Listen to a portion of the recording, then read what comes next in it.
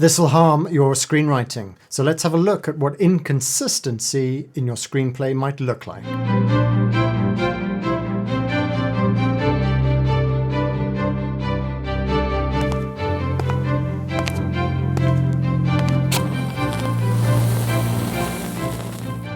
Consistency in writing is maintaining a flow such that there are no breaks to interrupt the read or distract. If an important message needs to be delivered and there are bumps in the process which confuse, cause question, throw off the eyes, then the message potentially gets lost. Ultimately, inconsistency causes doubt.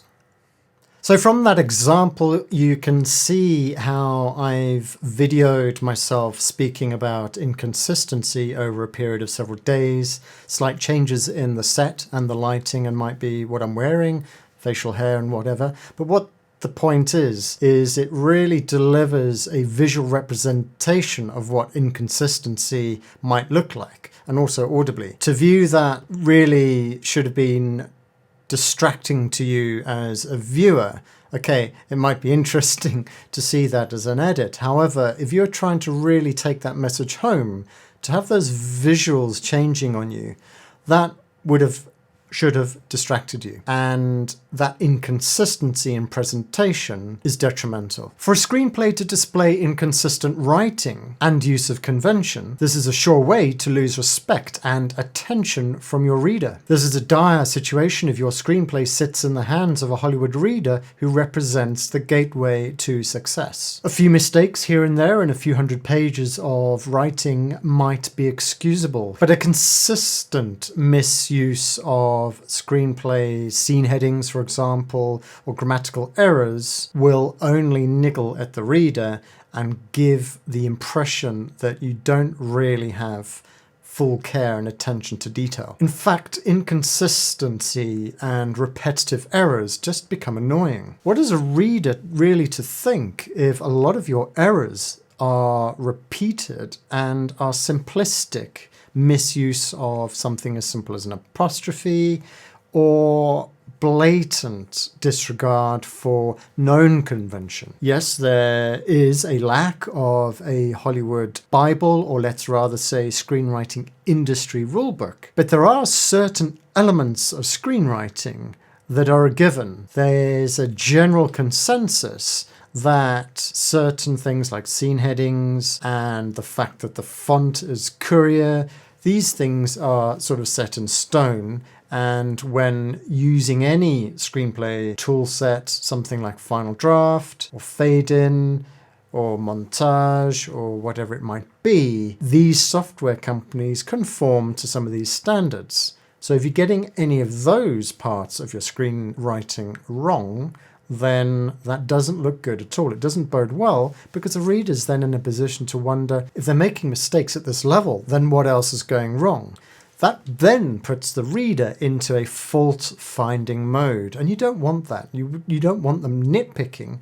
What you want is for the reader to engage in your story and grasp your screenplay and ultimately finish it with a sense of, wow, that was fantastic. I get what this message is. I get where this movie could really do well, and I can see immediately this director, this agent, this producer, whatever, might be appropriate to get this project off the ground. So ultimately, distraction's the big problem, and little inconsistencies are what cause that. So in some respects, we could say rather that if you are getting something wrong, but it's consistently wrong, it may well be excusable. It's more of a problem when you do something like this: ext.house.day. But then 3 pages later, we're returning to that same location. But this time, you type it out as ext.house-day. Now, you might think that's an innocent mistake. The only real difference there is the change of dot or dash between house and day. But when the reader picks up on that difference, they're then wondering, well, is this the same house? You've used different punctuation. So what are you pulling here? And ultimately, this is one of the parts of screenwriting formatting that are up for discussion, whether you use dots or dashes. Now, most commonly, Dashes, hyphens are what you see in scene headings, except for that period after ext or int. However, it is acceptable to use the periods, the dots, but you have to be consistent with that, because the moment you veer from whatever convention you've got along with, it implies something different. That'll then confuse the reader. Don't do it. Let's look at another example of inconsistency. So character names typically, if you are going to use a spelling of a name, stick to it. Don't jump between Mike and Michael. Whilst the reality might be that someone's full name is Michael, but people might use Mike for short, unless it's pertinent to the story and the character's confusion of identity, you don't want to be going there. You don't want to refer to Michael and Mike and then have the reader wondering whether it's two separate characters. A big no-no in the action description would be to jump between the use of tenses. Ultimately, you want to be using the present active. So Mike arrives at the house, gets out of his car and heads up to the front door, rather than things like Mike arrived at the house or Mike is arriving at the house.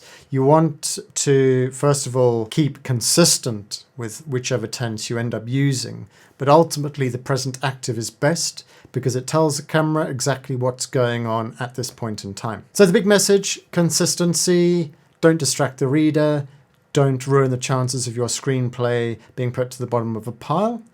And I hope that message sinks through and you go on to write a better screenplay.